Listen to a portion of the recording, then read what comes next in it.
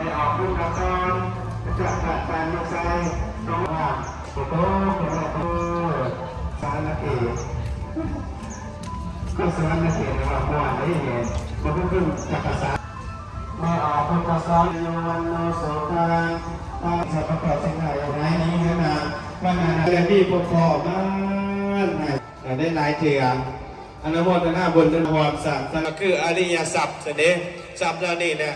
อาสิไปเกิดอยู่ผมได้สัตว์ใดก็ตามแต่ทรัพย์แล้วนี่ก็สิติบ่ได้สร้างแดดจังหวะมาเฮ็ดให้เป็นทรัพย์ภายในเป็นทรัพย์โนธรรมาวัฏันเดียโยวันโนสุขังภาลังสัพพทุกข์สัพพโศกสัพพโลกสัพพภัยสัพพกรเสนียดจังเป็นมันยิ่งนี่แม่เด้อสาธุมอ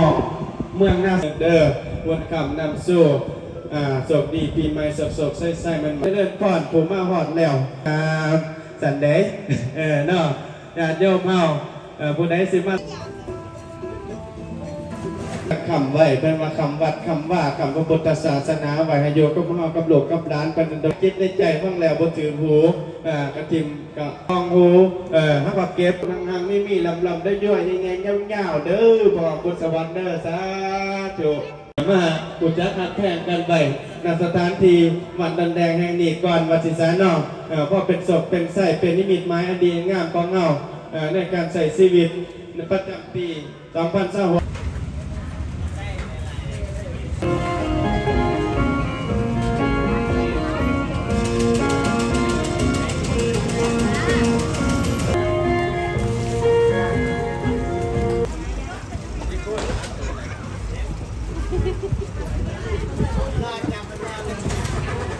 ทำคนประสันกันเจ้าน้ำบกเจ้าให้ยืนยุ่นให้ยืนสูงนับเลื่อนไฟโลกแนวมากัดแนวบดีก็ให้มีลมพัดลองไปตำน้ำสุกีสุขังมันยืนลำด้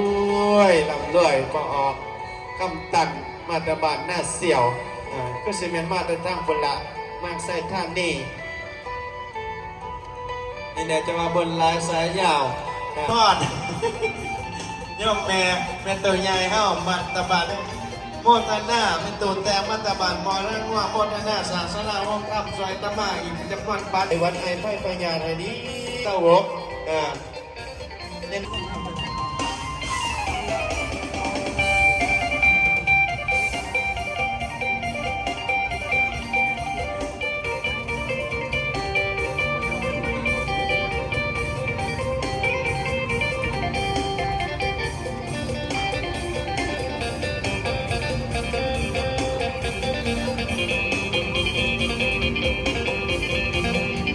บ้านแดงท่านดังนี้เป็นสง่าบางหวานในบ้านเนาะ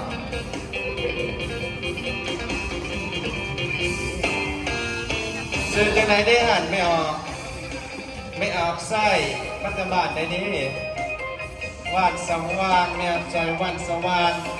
โมทนาสาสนาไม่หยิบ50 ปันกีบนะครับในเด้อไม่ออกซอยเด้อบนกำนำสูตรอันมาแดง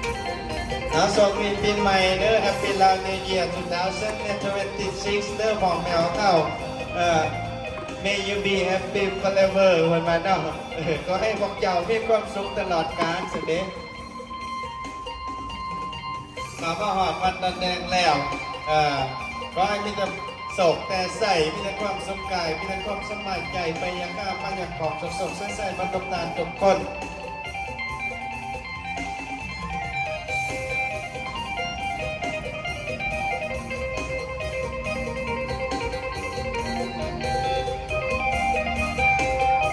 ตอนญาติโยมผู้ใดที่กำลังเข้ามาใหม่อยากได้นำอบน้ำหอมเยี่ยมเสิร์ฟเจริญพรเข้ามาตั้งนานสลาเด้อได้ว่าอยากได้นำจิตยิ้มตมากับมีให้บริการมันแขนมาโยมแม่มาปีกอะไรเด้อ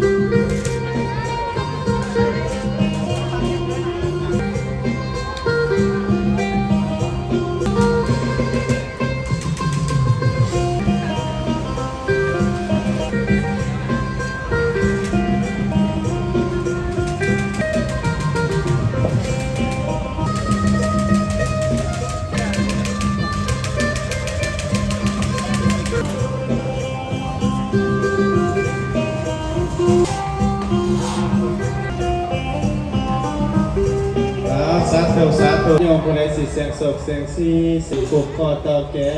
นเป็นสิริมงคลต้อนรับออกคนญาติโยมพร้อมไปด้วยศรัทธาญาติโยมปออกมนัทกรบุญสิทธิ์นะครับเด้อปออกสุวรรณบ้านตานี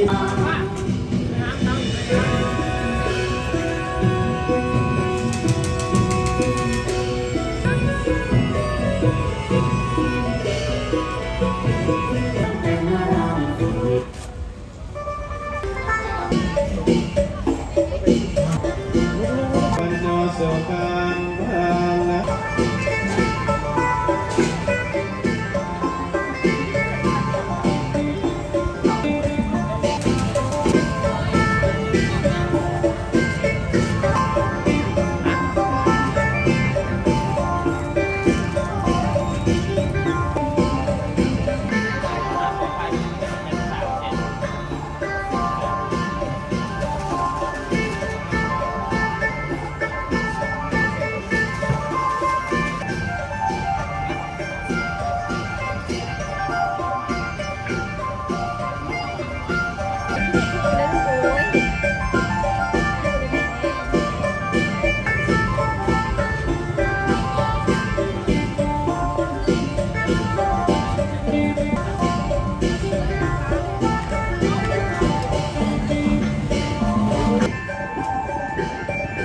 หนังโคตรได้ดิมันเป็นหนังกินดิอันที่เราถ่ายตัวที่ใช้นี่วาดตัวที่ใช้นี่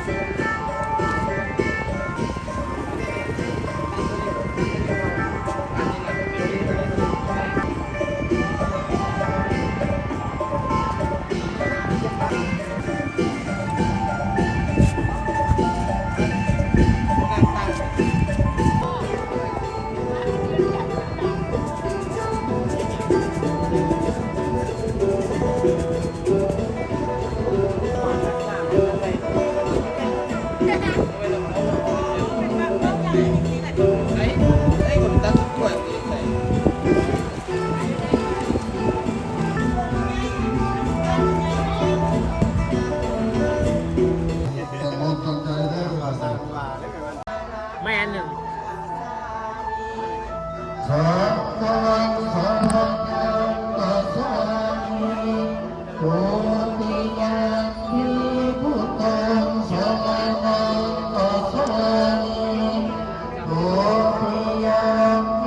คำว่าโอทนาไม่อีกเด้อแสงเขียวเลยครับเด้ออีแม่เด้อสาธุไม่เอาเครียดปั่นห้องขาดนะครับไปเด้ออีแม่เด้อจัดตลอด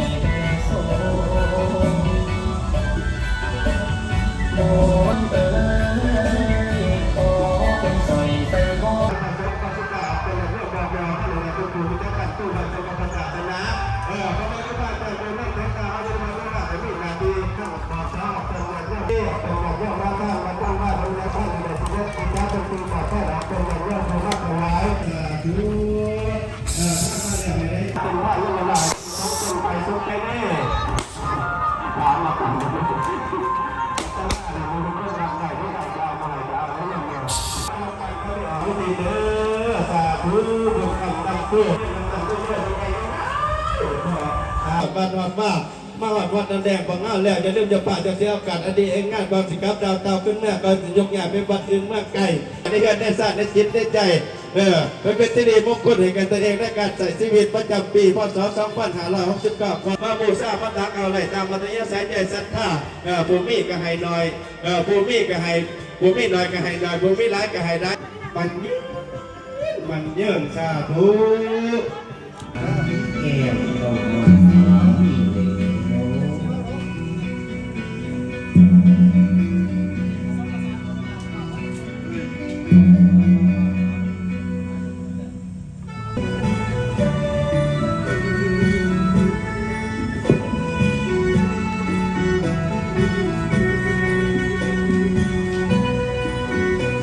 ยังอยู่ยอดองค์รำคาถากราบพนาให้มา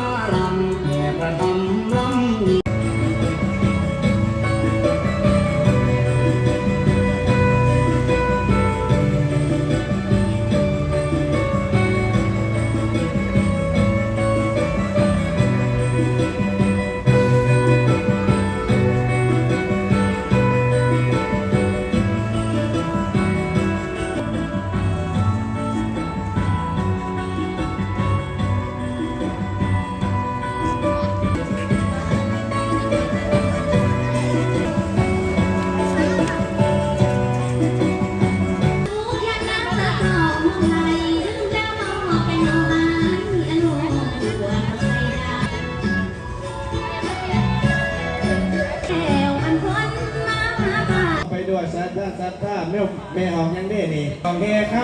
ำแม่ออกเฮค่ำสมมติสื่อเป็นตลาดจะด้วยแต่แม่ออกเฮคืออาตมามีคำตอบ ติโปรโมทนาสังสนาจำนวนปัจจัยโยสองเป็นสามโรงงานมีสัตตามาทางทอดโอ้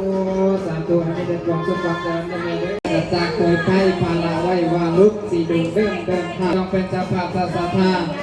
มาพูดขอต่อแค้นมาหับลำ สวนมันส่งขายเป็นสินค้าแล้วจริงต่อน้องลา มาโอเอเย่ทั้งแต่ไอ้ข่าว คันก็มีวันปีใหม่ในเฮากับซีก็ได้มาพบพ่อได้ญาติโยมเฮาแม่นบ่ไว้ในอดีตญาติโยมเฮาเพราะว่าถ้าเฮาบ่มีบุญบ่มีวาสนาต่อกันก็บ่ได้พบพ่อได้มาพันพบกันนะต่อให้อันนี้จะลิ้นบ่เฮ็ดบุญกับบ่ดีเฮ็ดบุญหลายเกินไปบ่อดสายเงี้ยกินข้าวตังกินข้าวตัง บอกใจจนถึงที ใจศรัทธาพวกโมทนาก่อสร้าง จือโบโนทักงามตามลมลอยหูโนเห็นหัวโน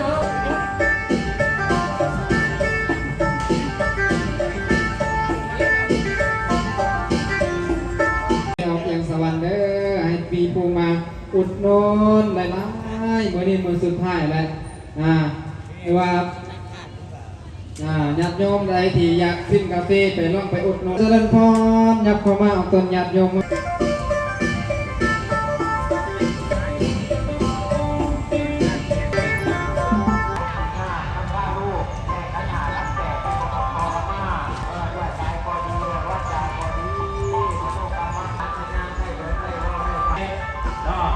อันนี้คือว่าคุณของพ่อของแม่ที่ได้กำเนิดเก้าของเป็นห่วงสังวัตเท่ากับมีการสั่งสาหลายสิ่งหลายอย่างน้องว่าจะเป็นสาธารณน้ำเอาน้ำตามาอีกเขาบอกจะเอามาจะเป็นปฏิสัทธาไปที่สลาหลังใหม่กำลังสั่งไปยกหน้าซองมาไปแล้ว2-3 เดือนผ่านมาดีนะแต่ว่ายังหลายสิ่งหลายและยังมีหลายสิ่งหลายอย่างไม่ว่าจะเป็นมูต่างๆเนาะการได้ฉลองบุญพาไปว่าจะเป็นการสั่งสาบุรณะปฏิสังขรณ์เนาะสั่งสาวัดว่าห้ามเจริญเพื่อเป็นที่เก็บน้ำที่ใส่สะสมลาเนี่ยเนาะเปรียบเสมือนน้ำที่ใส่สะสมอันนี้แหละบอกว่าวัดอยู่แม่นทำมาซื้อว่าวัดนี่ก็หมายหลายอย่างในบุญก่อนแม่วัดนี่ต้องวัดทุกคนงามความดีวัดคุณค่าของคนเรื่องแม่มี2 ด้านมีทำกับมีมือมีแจ้งเนาะมีทางนั่นแล้วลูกพ่อเจ้าแม่มาได้ที่ไปนั่งแลนตามสังคมเอาอันข่าวขึ้นมาน้ำตาหลุดน้ำตาไหลน้ำตาพอน้ำตาแม่ออกสบายแล้วจะได้3 วันบางคนกับถึงว่าจะเป็นสุดท้ายตลาดจอกคนดังตามกันที่ในเตียวบุฟเฟ่สินิวานมาไปไหนได้อันนี้นะวันนี้ทุกสิ่งทุกอย่างเกิดได้สบายเลือกเวลาหน้าที่ก็ได้เลือกเลือกเวทต้องไปฝึกทำเวลากับจิตกับใจของออกตัวงานฝึกกับบุคคลฝึกกับจิตฝึกกับใจเด้อเพราะว่าจะเป็นการโปรโมทแต่ต้องวางงานสมบูรณ์วางได้แล้วก็จะได้สมบูรณ์ได้นี่แล้วพระประธานทองนั่งอยู่ที่ศาลาการโตเลี้ยงอารามในวันนั้นนอกผู้ใดเลี้ยงมาตอนแดงเราจะเห็นนอกสุวัตานมาในการสร้างสร้างวัดว่าอารามในการสายบุญสายทานสายสุขโขทานเพราะว่าจะเป็นคุณกันรุ่งนอกสายมาหอดมาเด็กใจประสงค์สามการตรงกำลังได้เนาะ แม่ต้องมาเพราะว่าจะตัดนะน้องจะส่งไปด้วยกันจะสร้างมาของแจกสิ่งเที่ยวของต้นไม้ที่วางกันที่พวกนี้ที่มาฝากอะไรตั้งไว้ แต่เจ้าพ่อเพราะว่าจะเป็นทางด้านหลังกัมมี่มาบนตะหูกงใหญ่แสดงหลักประจำวันเกิดการบุญวันตุกเสาร์อาทิตย์เพราะว่าจะเป็นนำศพนำวัดของอยู่ของกินท่านแกเผาบนไตจอยทำไงได้พอเรามัดขึ้นไปในจิตในใจก็หน่อยได้หอยล้านพันเป็นหลายไหลสิมาโมทนา360%กันทั้งวันไหน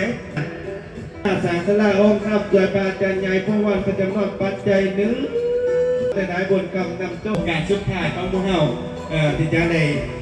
เป็นส่งท้ายปีเก่าตอนทำการดินปีใหม่ลาว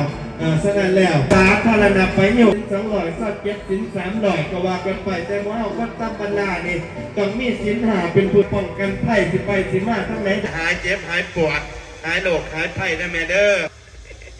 ว่าหยอกไม่ออกนิบมันอีก50ปันเกียรตินะครับเด้อจัตตารโอธรรมาความสุขเลิศล้ำเกิดแก่แม่คุณโยมจะได้มาย่อยกวันสตางค์บ้างไว้